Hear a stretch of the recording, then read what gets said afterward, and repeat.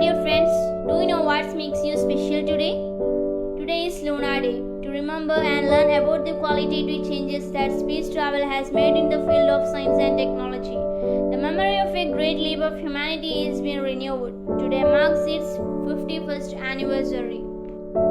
Apollo 11 was the space flight that first landed humans on the moon. Commander Neil Armstrong and Lunar module pilot Buzz Aldrin formed the American crew that landed the Apollo Lunar module Eagle on July 20, 1969. Armstrong became the first person to step onto the lunar surface 6 hours and 39 minutes later on July 21st.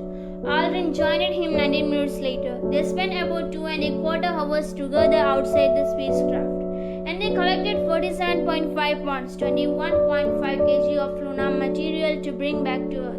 Command Module pilot Michael Collins flew the Command Module Columbia alone in the lunar orbit while they were on the moon's surface.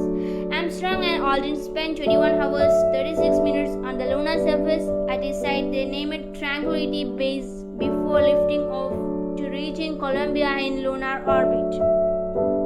Apollo 11 was launched by a Saturn V rocket from Kennedy Space Center on Merritt Island, Florida on July 16. It was the fifth crewed mission of NASA's Apollo program. The Apollo spacecraft had three parts: a common module with a cabin for the three astronauts, the only part that returned to Earth; a service module which supported the command module with propulsion, electrical power, oxygen, and water; and a lunar module that had two stages, a descent stage for landing on the moon and an ascent stage to place the astronauts back into the lunar orbit. After being sent to the moon by the Saturn V's third stage, the astronauts separated the spacecraft from it and traveled for 3 days until they entered lunar orbit. Armstrong and Aldrin then moved into Eagle and landed in the Sea of Tranquility on July 20.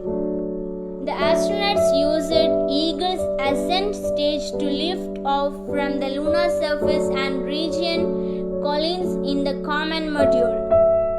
They jettisoned Eagle before they performed the maneuvers that propelled Columbia out of the last of its 30 lunar orbits onto a trajectory back to Earth.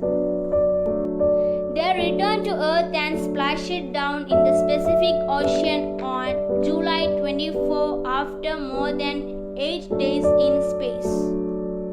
Armstrong's first step onto the lunar surface was broadcast on television to a worldwide audience. He described the event as one small step for a man, one giant leap for a mankind. Apollo 11 effectively ended the space race and fulfilled a national goal proposed in 1961 by President John F. Kennedy. Before this decade is out of landing a man on the moon and returning him safely to the